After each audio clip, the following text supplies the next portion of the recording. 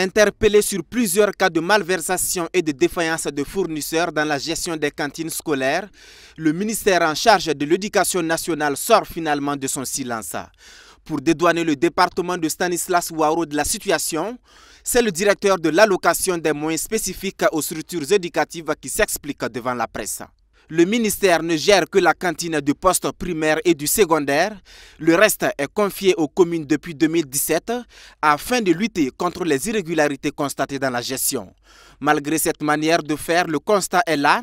Il y a toujours des cas de mauvaise gestion. À ce niveau, je vous ai dit que les marchés ont été attribués depuis 2017, novembre-décembre 2017. Pour qu'on se retrouve en février 2019, sans stock dans les magasins. Il n'y a que les fournisseurs seuls qui peuvent expliquer pourquoi ils n'ont pas livré ces denrées-là. Nous, ça nous crée des problèmes parce que non seulement nous n'avons pas les stocks, nous n'avons pas nos ressources financières et nous avons en face de nous les élèves qui demandent évidemment et naturellement à ce que les cantines fonctionnent, les partenaires sociaux, les parents d'élèves et même l'opinion publique. Face au non-respect des cahiers de charges par les fournisseurs, c'est presque impuissant que le sujet est abordé quand on constate que les entreprises ne sont jamais sanctionnées. J'avoue qu'à cette question, cela ne relève pas de nos prérogatives, ni de la DAMC, ni même du MENA PLN. Non. Je m'explique. Nous, notre travail, c'est de faire le contrôle.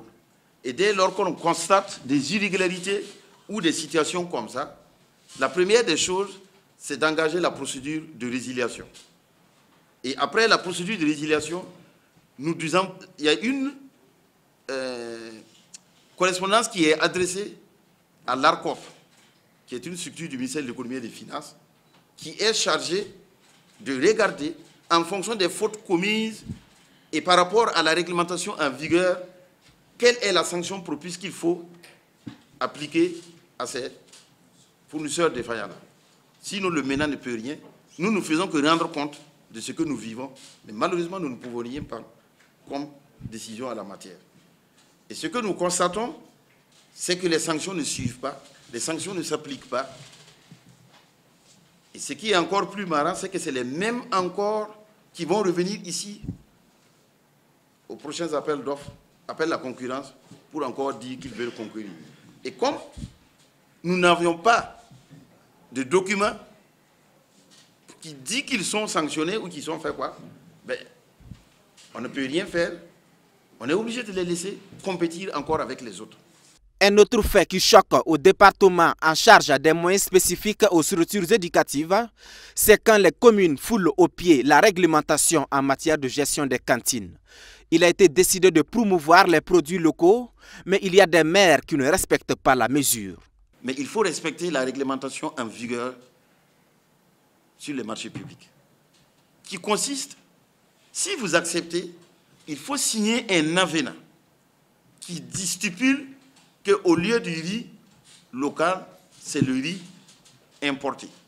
Et cet avenant doit avoir une incidence financière. Une incidence financière, pourquoi? Parce que le riz local coûte plus cher que le riz importé.